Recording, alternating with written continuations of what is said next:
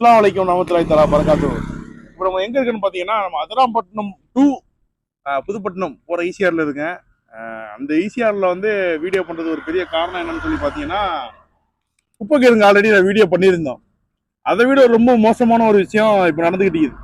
இப்போ இல்ல, ஒரு 4:30 மணியை தாண்டினாலே அதிராம்பட்டினத்துல இருந்து ஒரே ஒரு மாடு பிரச்சனையா இருக்கு. மாடு பிரச்சனை, மாடுக்கு 5-6 தானடா இருக்கு. நீங்க வந்து ஏன்டா மாட்டுக்காவெல்லாம் பேசுறீங்கன்னு நினைக்காதீங்க. அதை வளர்க்குறவனுக்கு கண்டிப்பா 6 தான் இருக்குன்னு நான் நம்புறேன். என்னன்னா, போறோமா, ஒரு வீடியோ எடுத்தேன். ரொம்ப ஷாக்கிங்கா இருக்கு. அந்த வீடியோ பாருங்களேன்.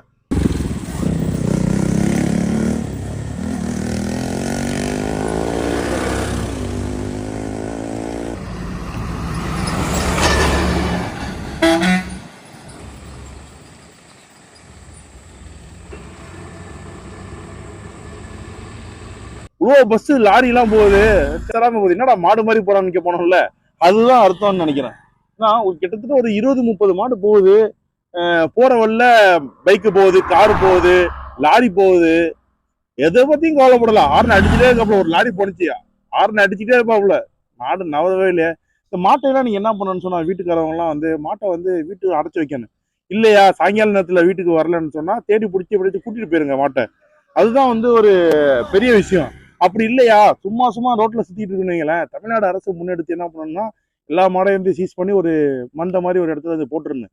போட்டுட்டு யார் யார மாடு இருக்கோ வந்து ஃபைனை கட்டிட்டு வாங்குற மாதிரி போடணும். அப்பதான் புத்தி வரும்னு நினைக்கிறேன். இது அதிராம்பட்டினம் டு புதுப்பட்டினம் ரோட்ல மட்டும் இல்ல, ஐயோ, ஒட்டுமொத்த ஈசிஆர்ல இந்த பிரச்சனை தான். அன்னைக்கு எஸ்பி பட்டினம் போயிட்டு இருந்தோம், வர வரலையும் சரியான மாடு தொல்லை. ரொம்ப ஓவரா இருக்கு மாடு தொல்லை.